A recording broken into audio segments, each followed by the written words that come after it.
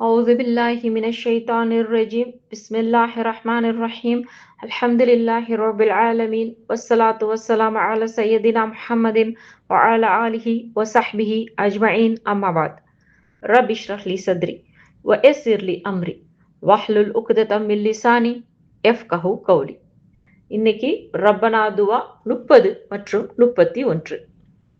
ربنا اغفر لنا وللإخوان الذين سبقونا بالإيمان ولا تجعل في قلوبنا غلا للذين آمنوا ربنا إنك رؤوف رحيم.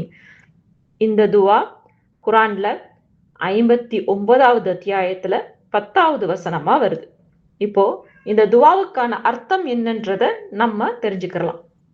ரப்பனா இக்ஃபிர் லனா, எங்கள் இறைவனே எங்களை மன்னிப்பாயாக. வலி இஹ்வாலில்லதீன சபகூனா, எங்களுக்கு முன் நம்பிக்கை கொண்ட எங்களுடைய சகோதரர்களையும் மன்னித்தருள்வாயாக.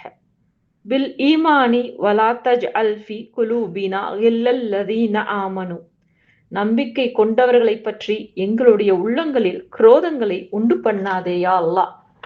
ரப்பனா இன்னக ரவுஃபுர் ரஹீம், எங்கள் இறைவா நிச்சயமாக நீ மிக கிருபையுடையவனும் இரக்கமுடையவனுமாக இருக்கின்றாய்.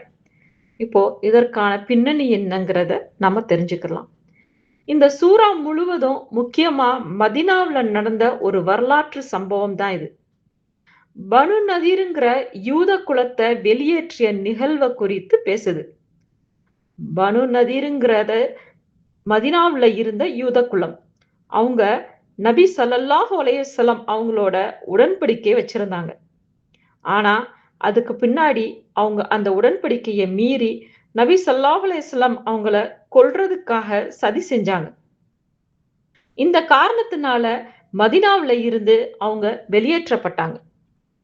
அவங்க விட்டு சென்ற செல்வம், அதாவது பணம், நிலம் போன்றவைகள் ஃபீ என்று அழைக்கப்படுகிறது.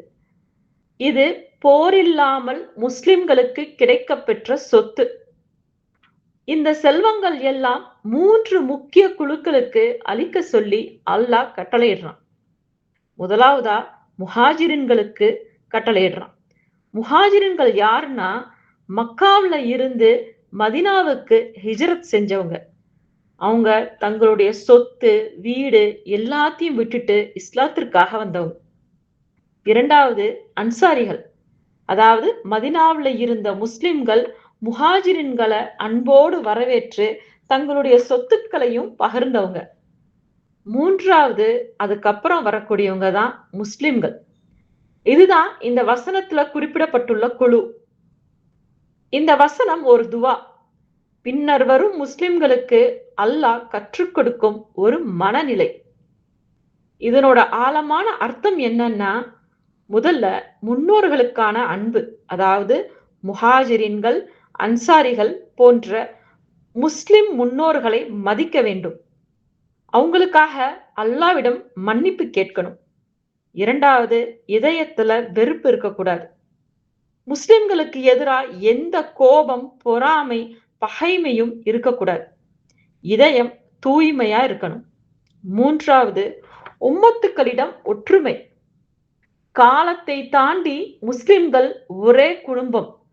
காலம் கடந்தவர்களும் சமகாலத்துல வாழ்ந்துட்டு இருக்கிறவங்களும் ஒரே சமூகம்தான். இதுல நமக்கான பாடம் என்னன்னா, ஈமான்ங்கிறது உறவு.